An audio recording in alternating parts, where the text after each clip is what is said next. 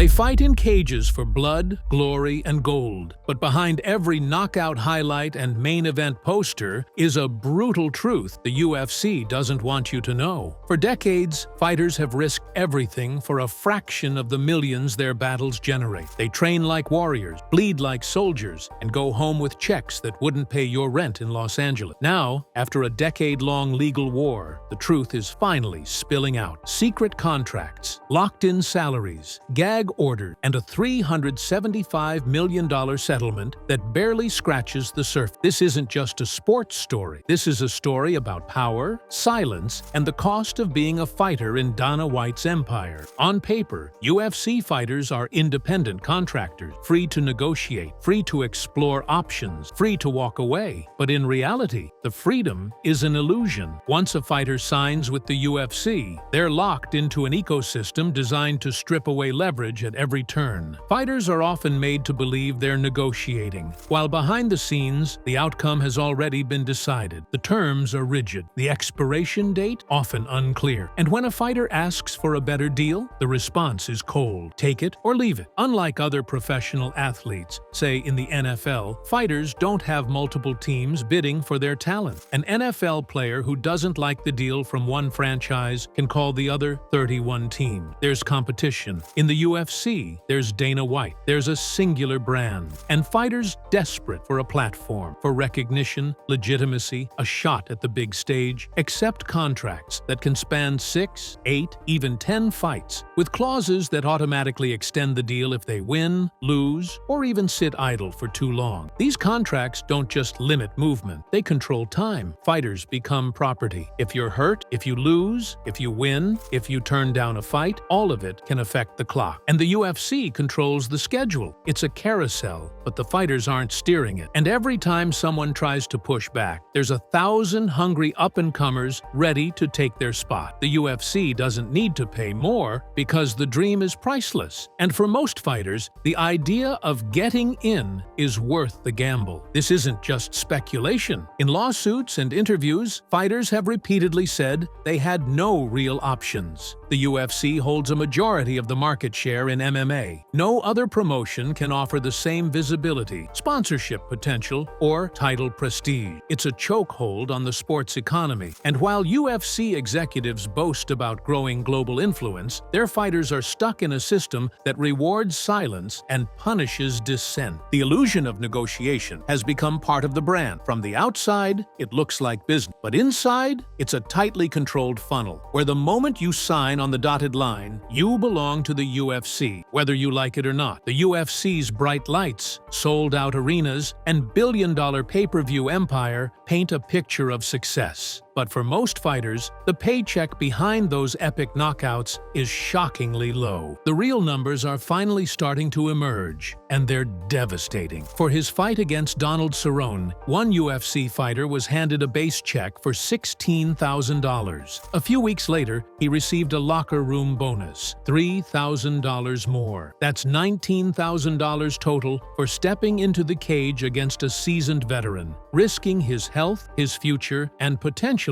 his life. And this isn't an isolated story. According to a 2024 Gitnuck study, 43% of all active UFC fighters earn less than $45,000 annually, a figure nearly identical to the lowest average state salary in the United States. But these athletes aren't teachers or retail work. They're combat professionals, dedicating every waking hour to preparation, recovery, and survival. And the pay doesn't reflect the cost. Unlike traditional employees, UFC fighters are classified as independent contractors. That means no health insurance, no retirement plans, no injury compensation. Fighters who suffer broken bones, concussions, or long-term brain trauma must pay out of pocket for treatment. They're responsible for everything: managers, coaches, nutritionists, physical therapists, travel, housing, and even sparring partners. What's left after all of that? Sometimes less than nothing. Take a look at rising stars like Paddy Pimblett. He entered the UFC as a Cage Warriors champion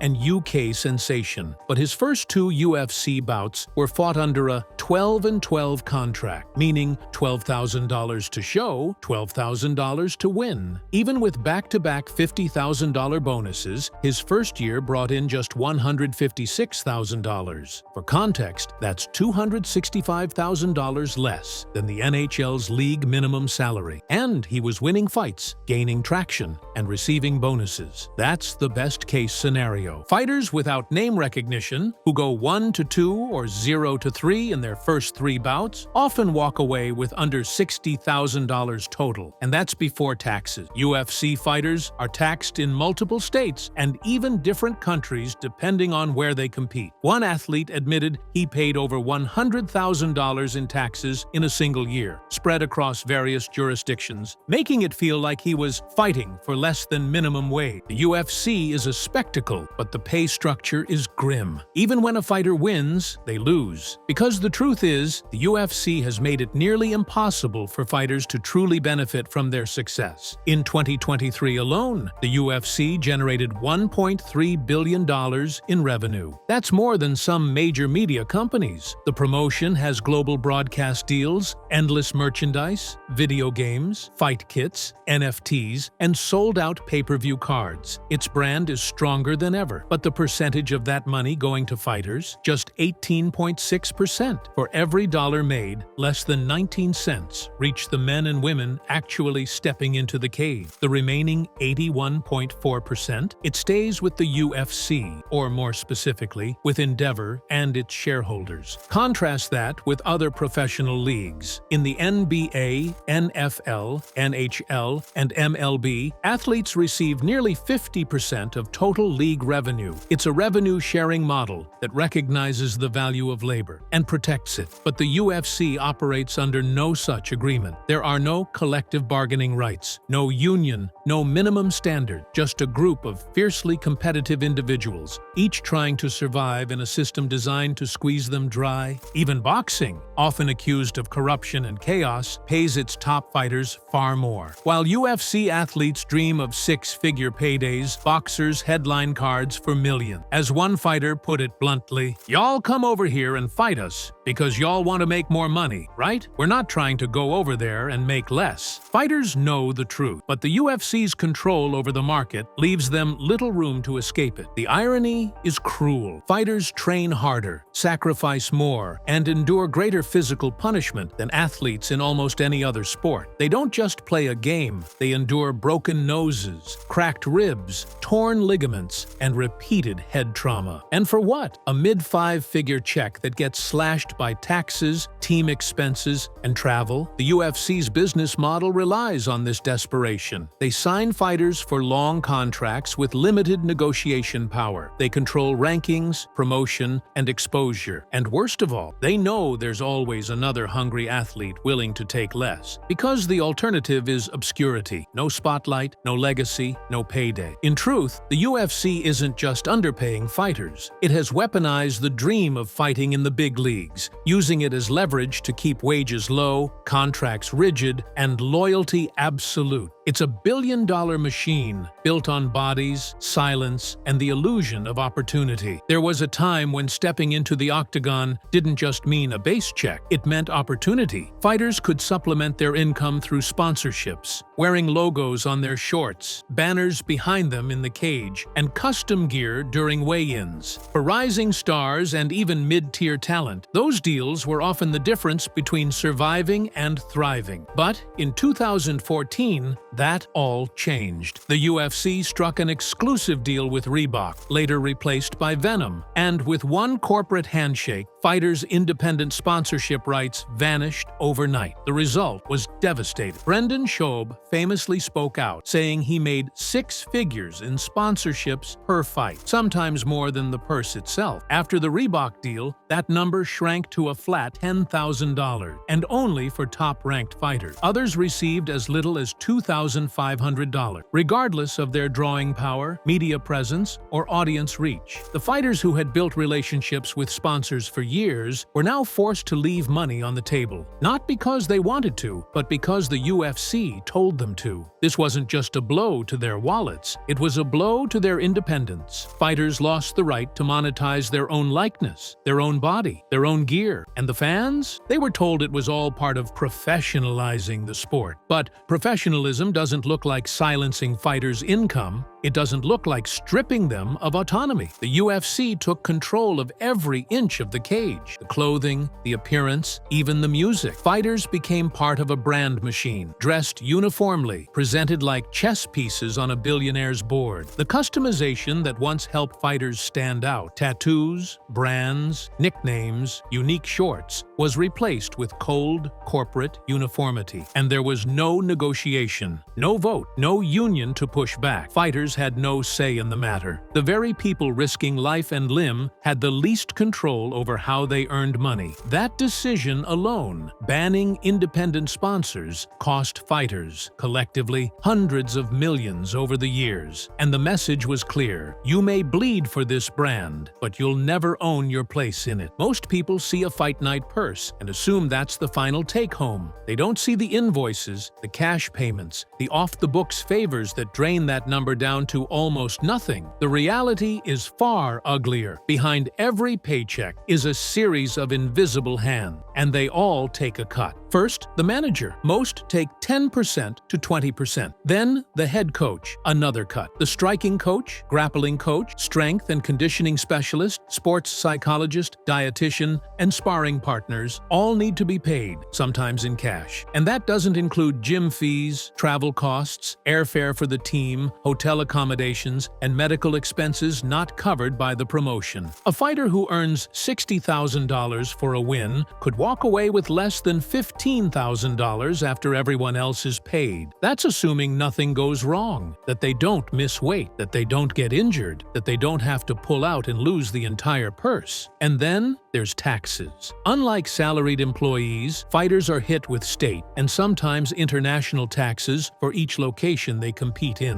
One fighter revealed he paid over $100,000 in taxes across multiple countries and states, and then got hit again when he filed in his home country. The numbers didn't add up. It felt like a punishment for showing up. To make matters worse, many of these payments aren't recorded properly. Because fighters pay in cash, they're unable to deduct expenses at tax time. There's no formal accounting, no itemized breakdown, just a handful of receipts, a shoebox of invoices, and a growing sense of confusion. One mistake, one missed deduction, and the IRS can come knocking. There are up to 50 potential tax deductions for fighters, including gym time, physical therapy, airfare, gear, training camps, meals, and even entrance music licensing fees. But most fighters aren't financially literate. They don't have accountants. They don't even have time to sit down and learn this stuff because they're too busy cutting weight and learning how to defend against high kicks. And the UFC, they don't help. They don't educate, inform, or warn. They simply cut the check and move on. It's the Wild West, with no rule book, no HR department, and no safety net. The true cost of being a fighter is buried under layers of unseen fees. It's not just the risk inside the cage. It's the daily grind of trying to stay afloat outside of it. For years, fighters whispered about what was happening, about contracts that stretched too long, about promotional favoritism, underpayment, and the invisible leash that kept them in place. In 2014, those whispers became action. A group of ex-UFC fighters filed a class action antitrust lawsuit, accusing the UFC of using its dominant market position to suppress fighter wages and eliminate competition. The case dragged on for nearly a decade, but in 2024, a federal judge approved a $375 million settlement. Headlines called it a victory, but the truth is more complicated. Out of the $375 million,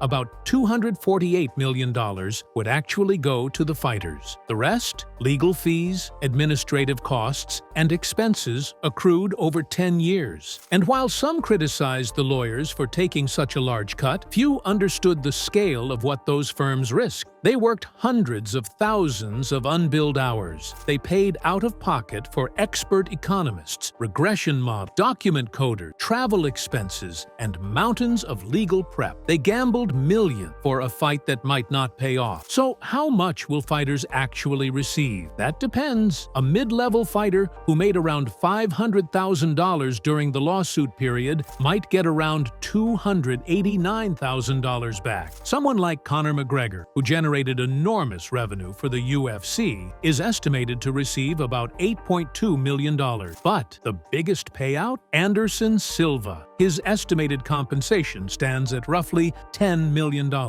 Not because of percentages, but because he earned the most during the class window. But the real question isn't who gets what. It's why the fighters settled. Why not push for a trial? Why not demand more? Because most couldn't wait any longer. Over 50 fighters submitted declarations explaining why they wanted the deal accepted. Many were retired, injured, in debt. They needed the money, and they feared that losing at trial would mean walking away with nothing.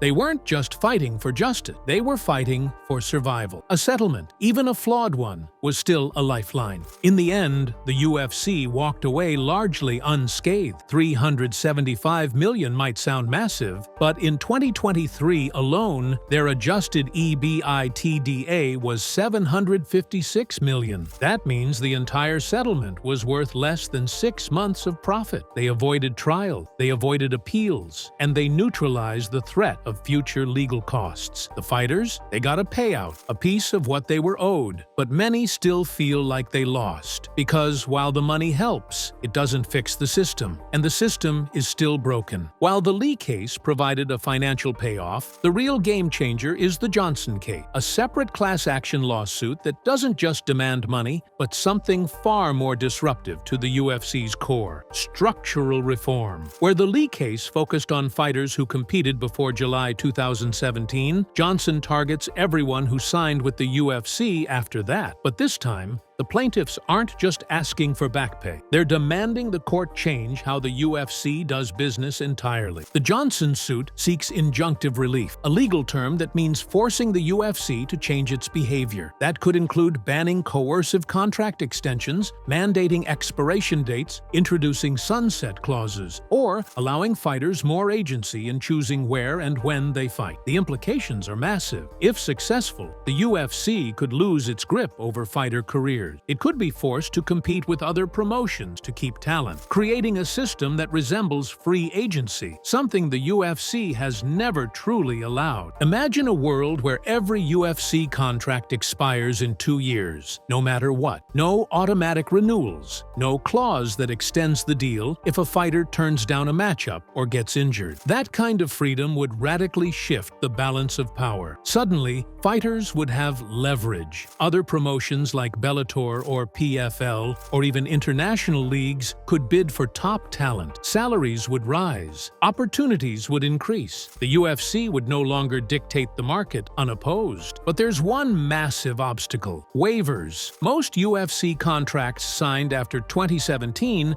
include a class action waiver, a clause that prevents fighters from participating in lawsuits like Johnson. Endeavor's legal team is now using those waivers to argue that the plaintiffs don't represent the current UFC roster. Their goal? To convince the judge that the Johnson class shouldn't even be certified. The consequences are dire. If the UFC succeeds, not only would the Johnson case be dismissed, but it would set a legal precedent that essentially future-proofs the UFC from similar lawsuits. Many of the top-tier fighters, the ones who could actually pressure the promotion, already signed those waivers in exchange for better contracts or short-term perks. As a result, 80 to 90% of potential compensation for this class might be off the table. The Johnson case isn't just about money, it's about power. And that's why the UFC is fighting it harder than anything else. Because for the first time, it's not just their bank account at risk, it's the entire system they've built. As the UFC scrambles to defend its monopoly over MMA, a quieter but potentially more sinister plan is unfolding behind the scenes. The dismantling of the Ali Act, this federal law passed in 2000 to protect protect professional boxers from exploitation